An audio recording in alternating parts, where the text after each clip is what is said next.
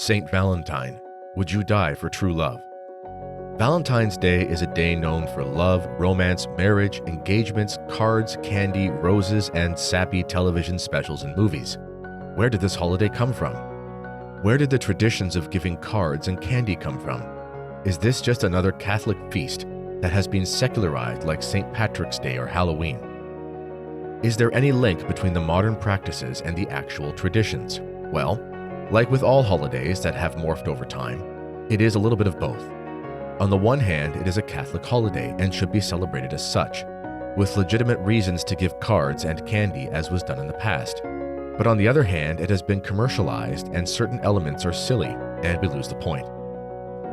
If we look to the Canterbury Tales written by Chaucer, one of the greatest authors from the age of Christendom, he writes of a tradition that certain birds would begin their mating on or around February 14th every year.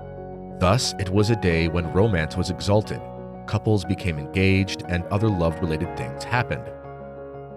People would recite poems, for example, or if they could write, they might write or read a love letter, perhaps sing songs, and offer their beloved sweet desserts and other similar things.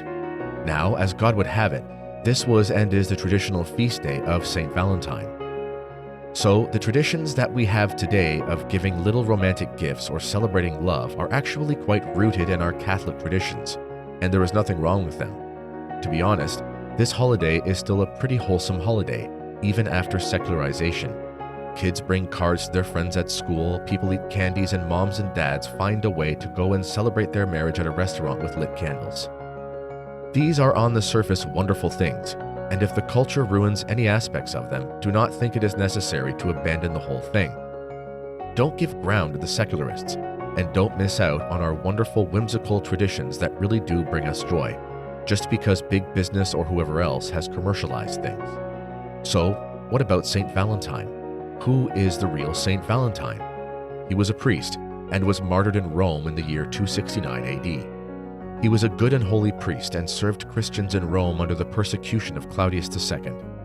This emperor may not have been the worst persecutor of Christians in the way that some others were, but he was against certain tenets of the Catholic faith, namely marriage. His efforts to squelch the proliferation of marriage were concentrated to the army.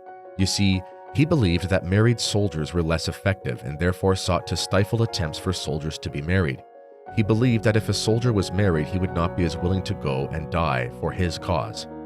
As a result, under his reign, it was forbidden for soldiers to be married.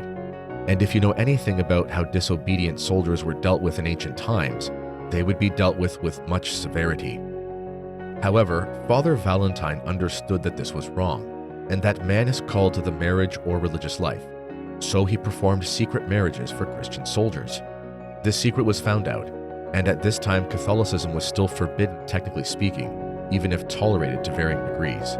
As you can imagine, this breaking of the government's commandments was not only used as an opportunity to arrest Valentine for illegal infractions, but also to make an example of a pesky Christian. Valentine was tortured mercilessly and underwent all the gruesome torture synonymous with the brutal Roman regimes. But he loved the Lord with all his heart, all his mind, and all his strength, so he was unshakable in his faith. Earthly torture did not work, so he was instead offered earthly riches, a prominent role in society, money, comfort, etc. But instead of going along with this temptation from the demon, Valentine said to himself what Christ said when asked to forgo his passion, "Get behind me, Satan." He was therefore beaten with clubs, bones were broken, blood was poured out, and he was beheaded. You can still visit his skull and other relics in Rome today. Perhaps the gruesome reality of his death is not bandied about when giving out a Be Mine card on Valentine's Day, and maybe that is good to keep from little children until they can understand. However, he is the perfect saint for marriage and love, not unlike Saint John the Baptist, who would not recognize the disordered marriage of the king, and who also was beheaded as a result. We can learn from Saint Valentine that we must be willing to die for what we believe. Do any of us have such faith in our day? Do we believe in what is right to the point where we will die for it?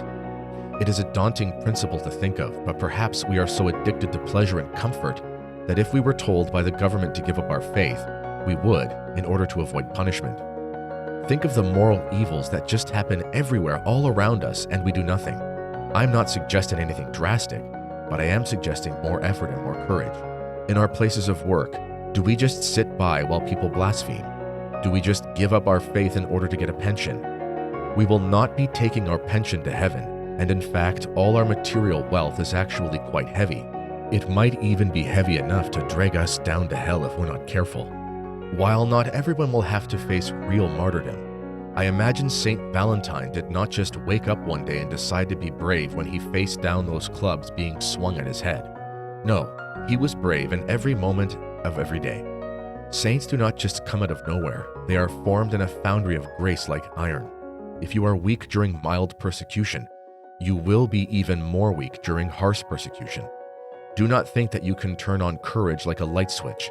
If you are a coward now, you'll likely be a coward later. Think of the Fatima children.